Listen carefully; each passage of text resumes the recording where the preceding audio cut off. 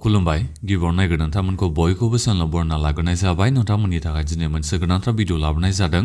ration card गोनां नोंथांमोना गोबां मुलाम्फा मोननो थांगासिनो दङ दै नैबे नभेम्बर मासनिफ्राय नोंथांमोना दालि सिनि संख्रि मोननो थांगासिनो दङ आरो बिनि अनगायैबो नोंथांमोना गोबां मुलाम्फा मोननो हायो रेशन कार्डजों नाथायबा नोंथांमोना रेशन कार्ड थासेयावबो माखासे मुलाम्फाफोरखौ नोंथांमोना मिथिनो थाखायनो लाबखौ लानो हाया आरो दा बेनिखायनो बयबो नोंथांमोना भिडिअखौ जोबजासिम नायलां नोंथांमोना रेशन कार्डनि जोहै सिनि संख्रि दालि बिनिफ्राय माइरं मोननायनि अनगायैबो मा मुलाम्फाखौ नोंथांमोना मोननो हायो बिनि बागै नोंथांमोना आबुङै बे भिडिअनि गेजेरजों मिथिनो हागोन बयबो भिडिअखौल' जोबजासिम नायलांबानो जाबाय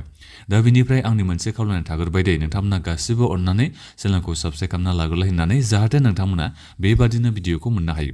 आं गिबियावनो नैबे रेशन कार्डनि जोहै जा नोंथांमोना दालि सिनि संख्रि मोननो थांगासिनो दङ नैबे नभेम्बर मासाव आं बेखौ खोन्थाहरग्रोनोसै नोंथांमोना खम दामावसो मोननो हागोन दे फ्रियाव नोंथांमोना मोननो हाया साबसिडियाव नोंथांमोना दालि सिनि संख्रिखौ मोननो हागोन नैबे नभेम्बरनि 7 थारिखनिफ्राय नोंथांमोना दालि सिनि संख्रिखौ साबसिडियाव मोननो थांगासिनो दं बेखौ जोंहा आसामनि चिफ मिनिस्टार हिमन्त बिश्व शर्मा बिथाङा एनाउन्समेन्टखौ खालामगासिनो दङ मेल मिटिं बायदिसिनायाव जेनेबा दाथ' जोंहा नैबे सेल्फ हेल्प ग्रुपनि 10,000 फैसा सोनाय खामानिखौ बिथांमोना मावगासिनो दं नालाय दा बिनि मेल मिटिंफ्राव बिथाङा बेखौ बुंगासिनो दङ जोङो नैबे दालि सिनि संख्रिखौ नैबे नभेम्बरनि 7 थारिखनिफ्राय होसिगोन होननानै बिथाङा बुंगासिनो दं आरो दा बेथ' जाहैबाय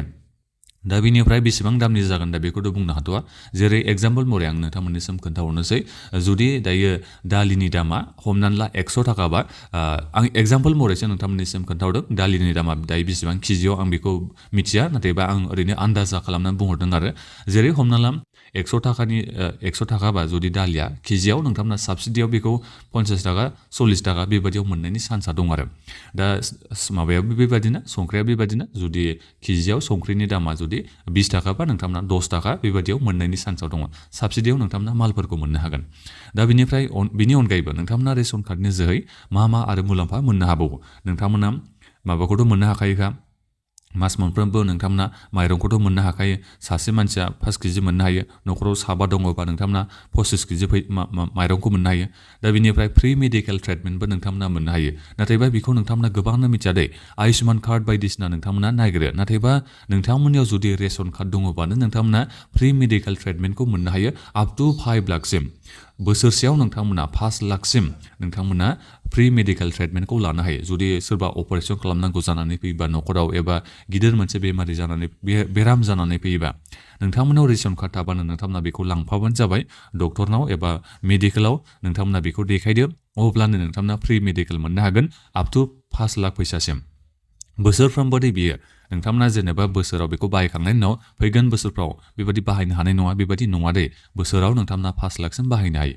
दा बेनिफ्राय फ्रि लाइफ इन्सुरेन्सबो नोंथांमोना मोननो हाबावसो नैबे रेशन कार्ड गोनां नोंथांमोना दा बेबायदि आरो दा बेफोरखौ नोंथांमोना नाथायबा गोबानो मिथिना मोननो हाया दा बेनिफ्राय नैबे रेशन कार्डनि जोहै नोंथांमोना अरुणोदय स्किमबो मोननो हायो जेरै नोंथांमोना नायनो हागोन 1250 थाखा नोंथांमोना मान्थलि अरुणोदय स्किमनि जोहै फैसा मोननो हायो रेशन कार्ड गोनांफोरा नाथायबा नोंथांमोना बोरै मोनजोबनो बेबो मोनसे खोथा नालाय नोंथांमोना एप्लाइ खालामनांगोन सोरबा मोनथावै मानसिफ्रासो मोनो नाथायबा मोननांगौ मानसिफ्रा मोननो हानायखौ नुनो मोननाय जाया आरो दा बेबादिनो आरो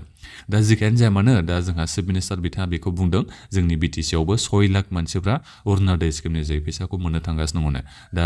जायफोर बिथांमोना नैबे अरुणोदय 1.0 2.0 नि जोहै मोनबाय थानो हानाय बिथांमोनाथ' नैबे 3.0 नि फैसाखौ मोननो हाबाय नाथायबा गोदान एप्लाइ खालामनाय बिथांमोनासो मोननो हायाखै दा बिनि अनगायैबो नोंथांमोना नैबे संनाय गेसआ नोंथांमोना बेखौबो एलपिजि गेसखौबो नोंथांमोना साबसिडियाव मोननो हायो नाथायबा नोंथांमोना बेफोरखौ गोबाङानो मिथिया नालाय दा बेनिखायनो साबसिडियाव नोंथांमोना मोननाय जाहैया नोंथांमोना माने जुदि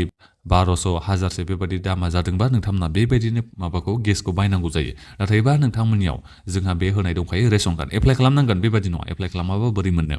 नोंथांमोनाव जुदि रेशन कार्ड दङबा नोंथांमोना PM उजाला स्किमनि जोहै नोंथांमोना गेसखौ बुकिं खालामोबा नोंथांमोना साबसिडियाव गेसखौ मोननो हागोन जुदि बे संनाय गेसनि दामा